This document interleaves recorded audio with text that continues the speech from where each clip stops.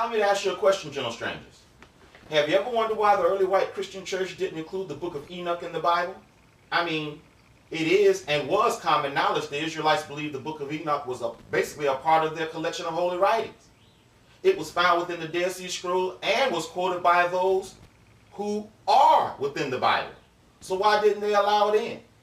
I have a theory to the reason why.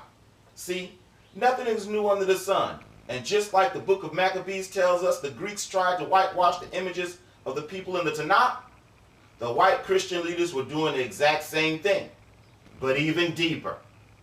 Everybody should know that yes, the white man has added and deleted from the book we call the Bible.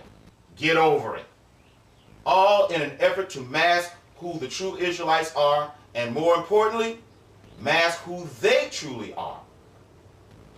Though they would love to use the birth of Noah as a platform to say Yah and the angels was white, they knew a smart aleck nigger from the future would look at the story differently.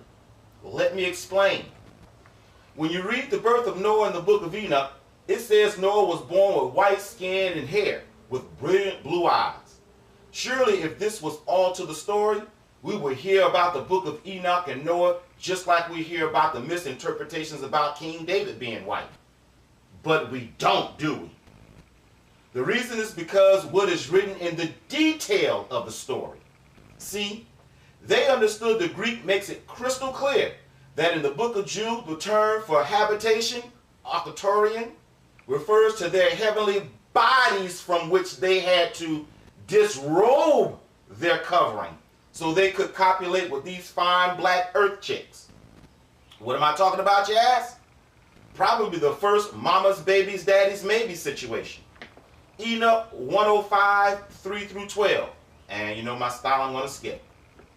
And when he was taken from the hand of the midwife, it's talking about Noah, opening also his mouth, he spoke unto the Lord of righteousness. Then Lamech, his father, was afraid of him, and flying away came unto his own father Methuselah, and said, I have begotten a son, unlike to other children. He is not a human, but resembling the offspring of the angels of heaven. He is a different nature from our being altogether unlike us. His eyes are bright as the rays of the sun. He had blue eyes. His countenance is glorious, and he looks not as if he belonged to me, but to the angels. We're going to keep going. And now, my father, hear me. For my son Lamech, a child has been born, who resembles not him, and whose nature is not like the nature of man. His color is whiter than snow. He is redder than the rose. His hair, the hair of his head is whiter than white wool. His eyes are like the rays of the sun. I'm going to keep going. His father Lamech feared and fled to me, believing not that the child belonged to him, but that he resembled the angels of heaven. Example. Do you guys see the obvious problems? 1. This proves all normal people on the earth had dark skin, eyes, and hair because Noah didn't look like anyone in his family or surroundings. Simply put, Noah was the first albino child. We know this is true because he continued to carry the parents' dominant DNA genes to pass on to his darker skinned Ham, Shem, and now scientists will admit, dark-skinned Japheth. But number 2 is what I like to call the big fig Newton. Did you guys notice who Lamech said Noah looked like? The fallen watchers and their children.